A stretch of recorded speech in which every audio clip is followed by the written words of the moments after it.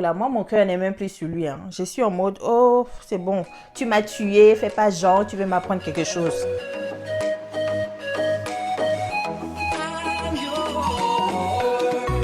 Yo guys, welcome on this new video. J'espère que vous allez bien. Aujourd'hui, je vous retrouve non pas pour un weekly vlog, mais pour une vidéo story time. Ce sera la première ou la deuxième que je ferai sur cette chaîne. So guys, pendant que je vous raconte ma story time, je vais en profiter pour brosser mes petites poupées Barbie. Elles sont au nombre de 3 parce que demain, il y a un meeting aérien et j'aimerais les mettre dans un des avions pour que du coup, ça puisse être leur baptême de l'air. Donc, je vais un peu les bichonner histoire que demain, elles soient présentables avant de monter dans les différents avions. Évidemment, avion modèle réduit, donc c'est de l'aéromodélisme, vous savez, le loisir que fait Coco. Donc voilà, pendant que je vous raconte ma story time, je vais en même temps faire d'une pierre deux coups et bichonner mes petites Barbies. Guys, aujourd'hui, je vais vous raconter comment votre go a fait un petit séjour de quelques heures dans le coma. Comment du haut de mes 17 et quelques ans, j'ai pu me retrouver en plein drama, mais drama cauchemardesque qui m'a direct envoyé dans le coma. Si cette story time vous intéresse, évidemment, keep watching. And if you like what you see, si ce que vous voyez ressemble à quelque chose que vous avez vécu ou quelque chose que vous connaissez, évidemment, likez cette vidéo.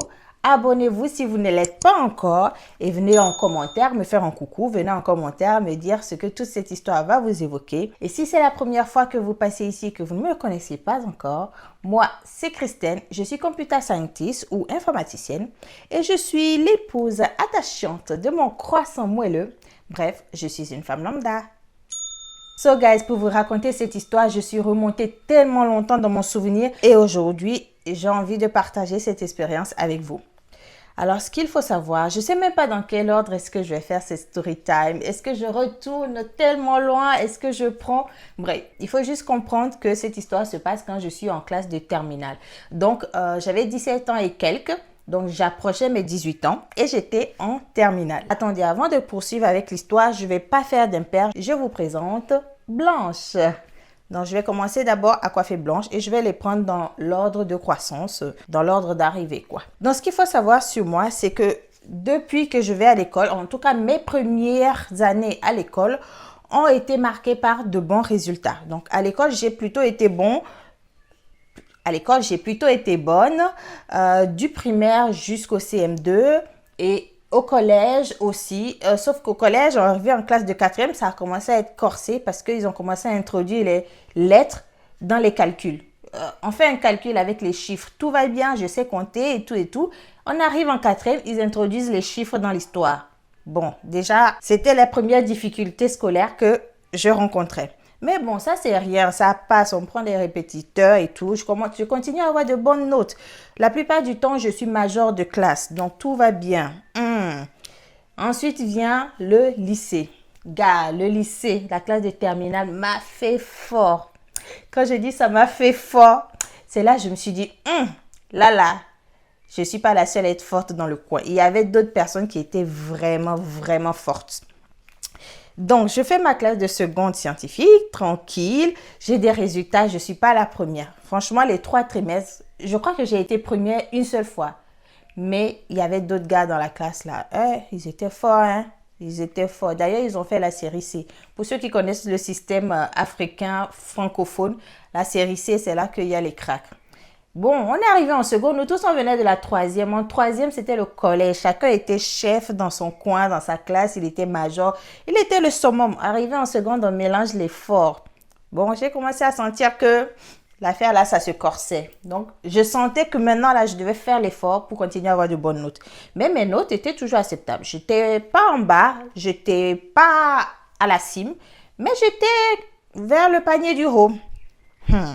On continue, seconde passe. Première, je me débrouille. J'arrive en terminale. En terminale, j'avais un groupe de filles. J'ai toujours ce même groupe de filles. On n'est plus si proches que ça, mais en terminale, j'avais un groupe de copines avec lesquelles on marchait souvent. Donc, on arrive en terminale. Ça se passe, ça se passe. Je ne suis pas première à chaque fois non plus. Je m'en sortais bien en histoire-géographie. En mathématiques et physique, c'était une autre histoire. Les maths, j'essayais de m'en sortir avec les histoires de logarithmes et tout ça, j'aimais pas, mais je faisais. En physique, j'aimais bien la chimie. Je m'en sortais franchement bien en chimie. Par contre, physique, là. Et un jour, ce qu'il faut savoir, c'est que le lycée dans lequel j'étais, on faisait les cours en système journée continue. C'est-à-dire qu'on va le matin à 7h30 et on finit les cours au plus tard à 14h. Donc, à 14h, tous les élèves, ils sont rentrés chez eux et ils ont tout l'après-midi pour, voilà. On ne finissait pas à 17h, donc on finit à 14h, on rentre et puis tout l'après-midi, les gens, ils n'ont plus cours, on n'a plus d'obligations scolaires. Un jour, c'était vers le mois d'avril ou de mai, je ne sais pas. On est là, on finit midi sans la récré de midi arrive, on va manger, on revient, on est en train de causer, tu vois, il fait chaud et puis voilà, on se haya quoi, on se met bien, on se met à l'aise, on est insouciant.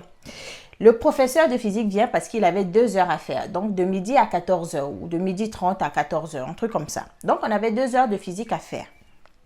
Le professeur, il arrive en classe, il rentre, il salue personne, mais comme on voit qu'il est là, il faut que nous aussi on rentre en classe et on se met comme les anges. On s'assoit dans nos bancs et on attend. Le gars, il dit rien. Il va au tableau, il commence à écrire devoir. Ok? Bon, devoir surprise. C'était pas la première fois, les devoirs surprises. Ok. Votre go s'assoit tranquille et regarde, le gars est en train d'écrire, il est en train d'écrire. Grave, les gars, je vous mens pas. Son devoir là, ça tenait sur 5 lignes. Comment on peut faire un devoir de physique en terminale et le problème, le truc à gérer, ça tient sur 5 lignes au tableau. Et il dit, voilà, vous avez 2 heures. Non, il a dit, vous avez 1 heure. Bon, chacun regarde chacun haut. Tout le monde est dans le même panier. Personne ne s'attendait. Et franchement, moi, je ne m'attendais absolument pas. De toute façon, je vais m'attendre que la physique, là, je savais que ça me dépassait depuis longtemps. J'attendais que la chimie. Donc, je prends ma feuille, ma double feuille, je sors, je commence à composer. Je regardais même pas les autres parce que si moi-même, ça m'a dépassé, je vais regarder qui. Et puis, le professeur, il est à côté. Il est en train de nous regarder. Pendant 1 heure, il est sur son téléphone et il nous regarde. Silence total dans la salle. Silence total dans la classe. Bon, on compose. J'ai pris ma feuille, j'ai écrit devoir, j'ai écrit mon nom, j'ai écrit exercice. Dieu seul sait ce que j'ai écrit sur ma feuille. Hein. Dieu seul sait. J'ai écrit. Au bout de 1 heure, on a ramassé les feuilles. Il a ramassé les feuilles, il a posé et il a continué le cours pendant 1 heure de temps. Pendant les 1 heure restant là, je n'étais pas bien. Déjà, dès que j'ai ramassé la copie, votre go, elle se disait, voilà, le moment est arrivé. J'entends, je vois les autres, pendant les devoirs, ils finissent avec les 0 sur 20, 0 sur 20. Mon heure d'avoir un 0 sur 20 était arrivée. J'étais sûre que pour une fois, on va voir sur mon bulletin scolaire 0 sur 20. Voilà, j'en étais sûre. C'était ma conviction la plus ferme. Et je ne vais pas dire que je l'acceptais. Je ne flippais même pas. Genre, j'étais comme cabri mort. Je savais que voilà, mes parents allaient voir 0 sur 20 sur mon bulletin. Et quand je dis mes parents, là, je pense à ma mère. Et un jour, il faut que je vous raconte comment notre mère nous a éduqués à l'école, là. Je pensais à ma mère. Je dis, ok. Et le seul truc qui me consolait, c'est que je me disais, Aka, même si elle voit 0 sur 20, tant qu'à la fin, la moyenne est acceptable, je vais m'essayer de me rattraper dans les autres matières. Mais au moins, je lui dirais, voilà, j'ai expérimenté. Bref, ma caméra s'est arrêtée là tout à l'heure. Au moins, je pourrais lui dire que j'ai expérimenté le 0 sur 20. Donc, il fait son coup, il fait son coup. Là, moi, mon cœur n'est même plus sur lui. Hein. Je suis en mode, oh, c'est bon. Tu m'as tué, fais pas genre, tu veux m'apprendre quelque chose. C'est bon, tu m'as tué, laisse tomber. Finis ton coup, moi, je rentre à la maison. Le cours fini, non? Je rentre à la maison. En plus, le jour-là, d'habitude avec mes copines, quand on finit les classes, la maison n'est pas si loin que ça de l'école. Donc, parfois, on peut marcher un peu et puis aller se séparer à un carrefour. Mais au moins, on aura prolongé, on aura discuté un peu avant de rentrer. Le jour-là, on est sorti des classes. Votre go, elle a pris ses pieds. Elle est sortie dehors, elle a pris un taxi moto. J'ai appelé un Zémidjan. Je suis rentrée à la maison en Zémidjan. Je n'avais pas le temps de discuter de quoi que ce soit, de parler, de papoter. Hey, mon cœur, ma tête chauffait. C'est même pas mon cœur, c'est ma tête. Ça bouillonnait là-dedans. Je rentre à la maison, donc c'est 14 heures. Mes parents ne sont pas à la maison, ils sont au boulot à cette heure-là. Donc je rentre, je suis seule à la maison avec la servante. Qu'est-ce que je fais quand je rentre? La dame ne reste pas tranquille. C'est là même que le film commence à piquer. Est-ce que vous voyez comment j'ai tressé, comment j'ai peigné Blanche? Elle a une coiffure parfaite là maintenant. On va passer maintenant à Rose. Donc, quand je rentre à la maison, le repas, il est préparé. Il n'y a plus qu'à manger. Votre go, qu'est-ce qu'elle fait? Elle dépose son sac. Et on va pas se mentir. Je ne sais pas si pour vous, c'est comme ça. Mais chez nous, notre papa, il a dans sa chambre un placard où il dépose tous ses alcools. Toutes les liqueurs que papa sort quand les invités spéciaux arrivent, on sait où est le placard. On sait comment ouvrir ce placard. On ne va pas se mentir. On connaît tous les cachettes d'alcool de nos parents. En tout cas, chez nous, on connaissait. Moi, je connaissais. Donc, votre go, elle rentre à la maison et j'ai eu la très, très bonne idée. Je me suis dit, gars, ce qui vient de se passer là m'a traumatisée. Je suis fatiguée d'y réfléchir, de penser, d'imaginer les scénarios qui vont arriver. Mieux, je bois un peu d'alcool, je bois un peu de rhum ou de whisky. J'oublie, vous voyez, je bois, ça m'enivre un peu et comme ça, je dors. Au moins, pendant le temps où je serai ivre et que je serai endormie, je ne penserai pas à la connerie, aux bêtises qui viennent de se passer. Donc, c'était la très géniale idée qui m'a traversée à ce moment-là. Donc, je vais tranquillement dans la chambre de papa, j'ouvre le placard, je prends la bouteille de rhum, je verse un bouchon, 2 bouchons, 3 bouchons. Ok, et je m'arrête, je m'assois, je me dis, je vais attendre que l'ivresse arrive. Bon, à un moment donné, un diable me dit, va prendre encore, parce que peut-être que la dose n'est pas suffisante, parce que là, le sommeil ne vient pas vite. Je retourne, je prends encore un bouchon, 2 bouchons, je bois. Et à ce moment-là, une autre idée vient dans ma tête. Et à la période là, ma mère, elle vendait des articles tous azimuts devant la maison. En l'occurrence, elle vendait aussi des paquets de cigarettes. Votre go, elle s'est dit, tant qu'à faire, puisque je vais dormir, je vais aller prendre quelques cigarettes et je vais essayer de fumer, voir ce que ça fait que de fumer. Fumer cigarette, là, ça fait quoi? Et puis les autres, ils fument, ils n'arrivent pas à arrêter. Voilà. À ce moment-là même, j'aurais dû comprendre que mon cerveau était en train de commencer à être débile. Parce que quand les idées bêtes comme ça, les cigarettes là étaient dans la maison depuis des mois, on les vendait. Jamais je n'ai eu envie de tirer même pour voir ce que ça fait. Jamais l'idée là. Et ce jour-là, je me suis dit, ouais, quelle bonne idée. Les trucs sont ici depuis longtemps, tu touches pas. Genre, tu vas mourir bête. Vas-y, tire un peu. Fume, tu vas voir si ça prend avec toi ou pas. Fume, au moins tu sauras ce que ça fait. Si ça prend avec toi, bah, au moins tu auras connu. Si ça ne prend pas aussi, bah, tant pis. Je n'ai même pas réfléchi longtemps. Je suis allée ouvrir le placard de maman. Piou, piou, piou. Le feu, la cigarette. Piou. J'ai commencé à tirer. J'ai commencé à tirer, les gars. J'ai tiré. Et je me rappelle très bien. J'ai pris une première cigarette, j'ai fait ça. Je trouvais que, bref, la fumée, ça ne me disait rien, ça m'embêtait même. Mais je trouvais que ça avançait pas bien. À un moment donné, j'ai sorti 3 cigarettes d'un coup, comme ça là. 3 tiges de cigarettes, je les ai allumées les 3 et j'étais comme ça en train de fumer 3 cigarettes simultanément. Moi-même, ma vie là, j'ai pas fait beaucoup de bêtises dans ma vie, hein. Mais je pense que celle-là, c'est peut-être la plus grosse. On va y aller doucement. Moi, j'ai fumé mes cigarettes. J'ai pas fumé un paquet. J'ai fumé peut-être 4 ou 5. C'était pas bon. Ça me plaisait pas. Et puis, j'ai arrêté parce que voilà, j'ai fait l'expérience. 0, ça n'a pas pris. À partir de là, blackout total. Blackout total. Je me réveille le lendemain matin vers 9 h à l'hôpital. Me voilà couché à la clinique. Et je regarde mon père et ma mère à côté de moi autour du lit. Le dernier truc que je me rappelle en toute conscience, c'était que je tirais les cigarettes 3 par 3. Je suis à l'hôpital, je reprends tout va bien, tout va bien. Je demande qu'est-ce que j'ai eu. Ma maman, elle me dit, qu'ils sont arrivés à la maison et ils m'ont trouvée par terre inconsciente. Ok, mais en vrai, j'ai pas eu beaucoup plus d'explications sur le coup. Ils m'ont juste regardé, ils ont juste géré tout ce qui était hospitalier, voilà. On m'a remis d'aplomb, je suis sortie de l'hôpital le lendemain, je suis pas allée à l'école. Les gars, ce qui s'est passé entre-temps. Qui m'a dit quoi? J'ai recoupé en fait les informations pour comprendre ce qui s'est passé durant ma période de blackout total.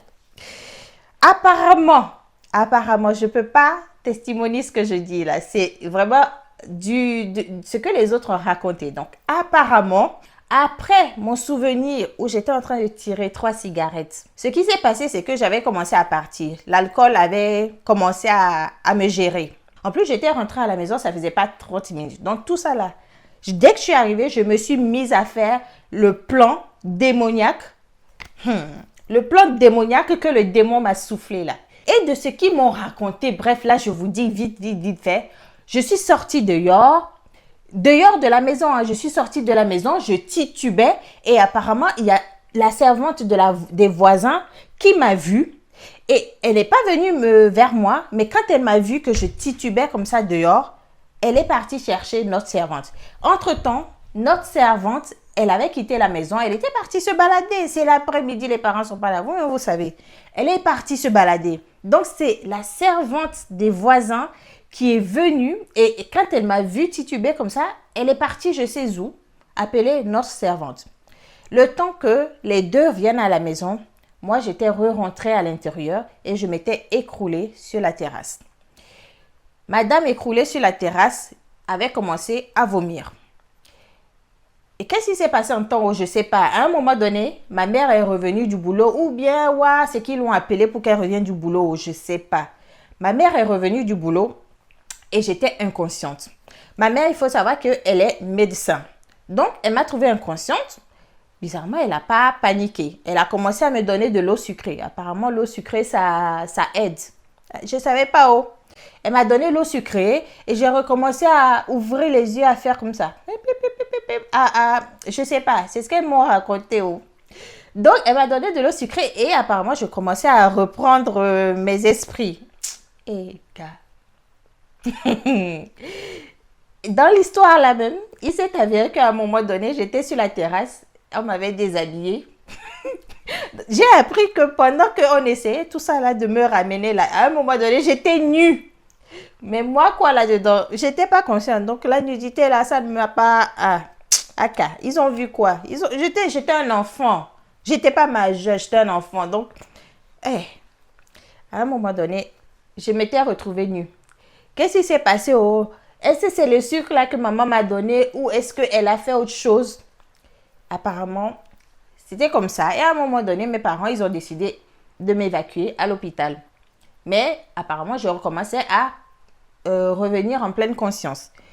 Donc, voilà pourquoi le lendemain matin, je me suis retrouvée à l'hôpital. Donc, en plus, l'arrivée à l'hôpital et tout ça, là, moi, je me rappelle de rien. Je me rappelle juste mon réveil. Donc, le lendemain matin, je me suis réveillée. Il y avait papa et maman à côté. Ils ont fait tout ce qu'il faut pour sortir. Et ce qui est drôle, les gars, je vais vous dire, ce qui est drôle, c'est qu'ils ne m'ont pas du tout expliqué quoi que ce soit. Ils ne m'ont pas fait de reproches. Ils ne m'ont rien dit. Ils ont juste pris leur fille et ils sont rentrés à la maison et la vie a continué. Pas un mot là-dessus, même pas une explication. Genre, même fait, tout ce que je vous ai raconté là, quand j'étais pas consciente, c'est pas eux qui me l'ont dit. C'est soit la servante, soit les voisins.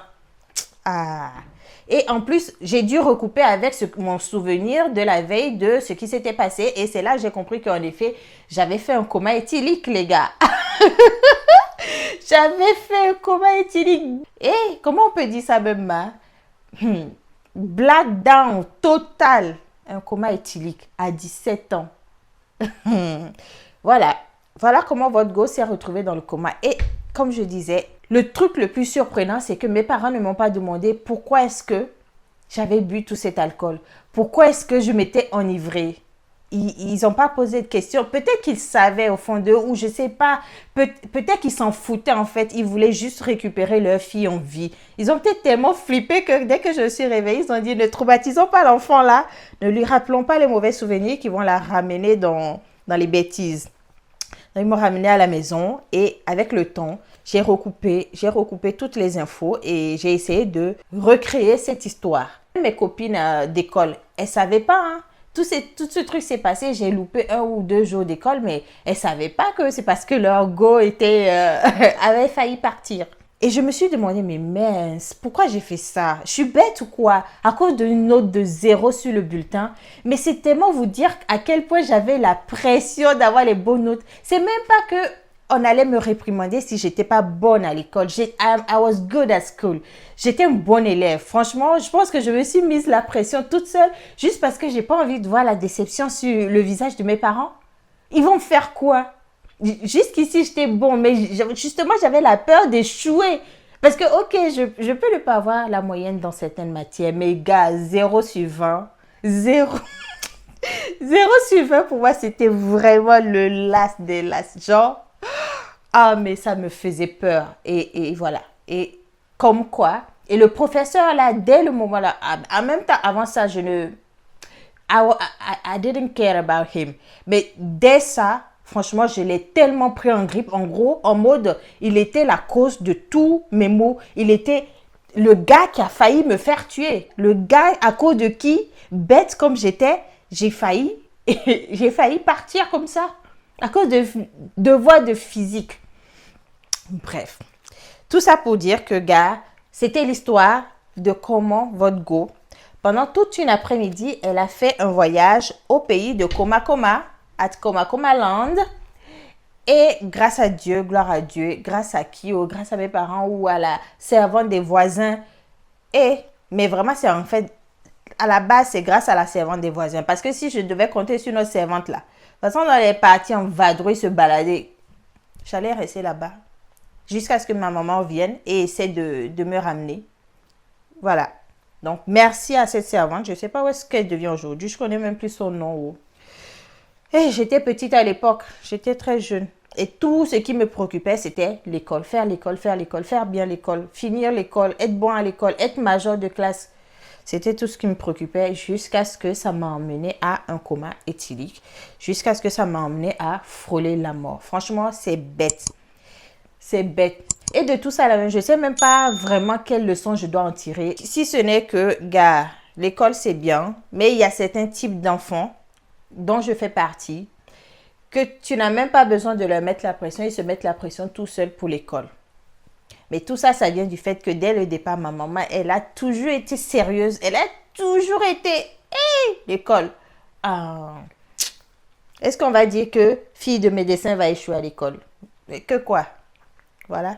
Voilà où je suis arrivée. En tout cas, aujourd'hui, je ne sais pas où, mais si mes parents, vous voyez cette vidéo, sachez que moi-même, j'ai compris ce qui s'est passé ce jour-là. C'est ça que je viens de raconter ici. Peut-être que maintenant que j'en ai parlé, vous aurez aussi d'autres choses à me dire, d'autres choses à me faire savoir, à me faire comprendre relativement à cette histoire. Mais, guys, that's all. Voilà comment votre go a donc fait quelques heures en Comakoma Land. So guys, ce que je peux dire après cette histoire, c'est les jeunes qui se tuent à la tâche, c'est bien. C'est bien de faire tout pour être bon à l'école. Mais aussi, il faut se rappeler que l'école, c'est rien, c'est pas la vie. L'école, tu fais, tu as les bonnes notes, tu es premier. Mais après, quand tu vas sortir de l'école, là, la vraie vie d'adulte va arriver. Quand je me dis que je me suis tuée comme ça là pour des notes en physique alors qu'aujourd'hui je fais quelque chose qui n'a rien à voir avec la physique, j'ai dit bêtise comme ça là allait m'emmener voir mon créateur. On peut pas être bête comme ça et puis être bonne en classe. On peut pas. Il y a quelque chose qui a pas marché, quelque chose qui ne tourne pas. Et depuis là, je te brosse les cheveux, ça finit pas. Hein. C'est bavardage qui me retient ici. Comment tu as fait pour avoir les nœuds dans les cheveux? Oh, cheveux soyeux comme ça là. Ah. Après, un des avantages aussi de la vie d'adulte, c'est que je peux m'acheter mes propres poupées Barbie. Maintenant que j'ai mon jet, je peux m'acheter moi-même mes poupées Barbie. Oh, c'est tellement doux. Et plus jamais, franchement, boire des trucs comme les liqueurs. Quoique encore, il y a certains liqueurs qui sont bonnes, hein.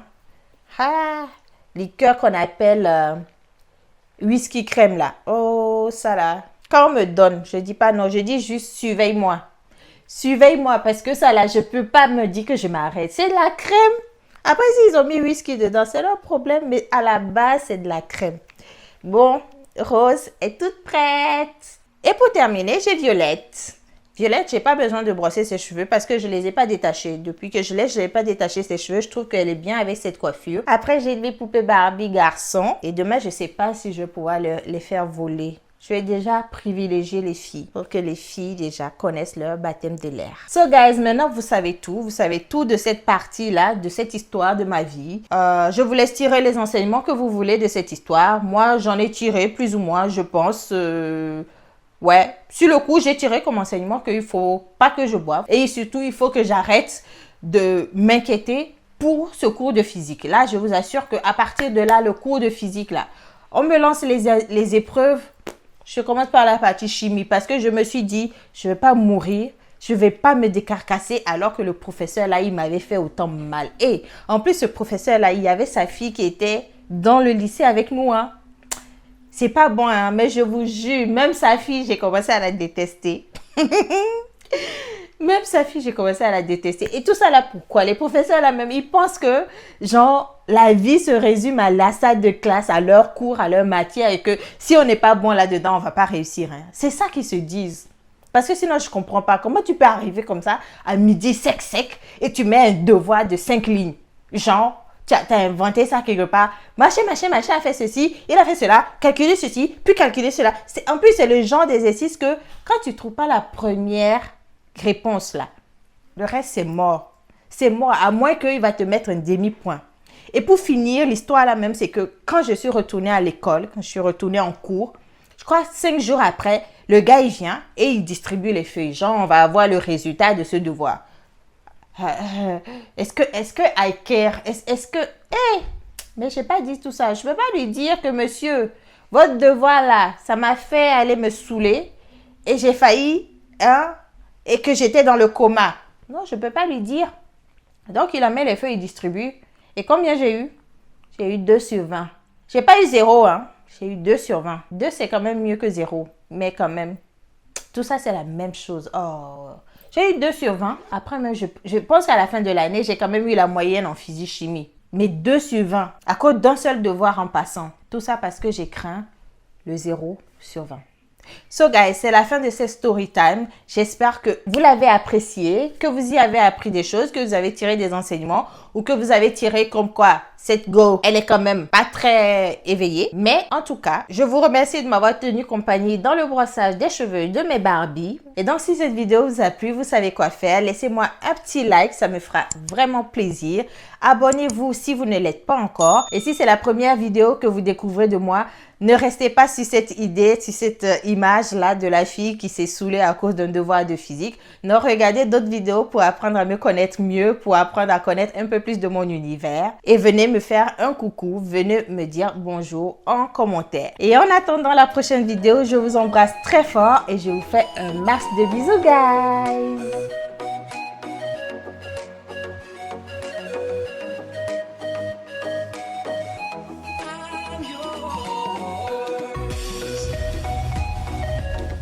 Ils sont en train de papoter.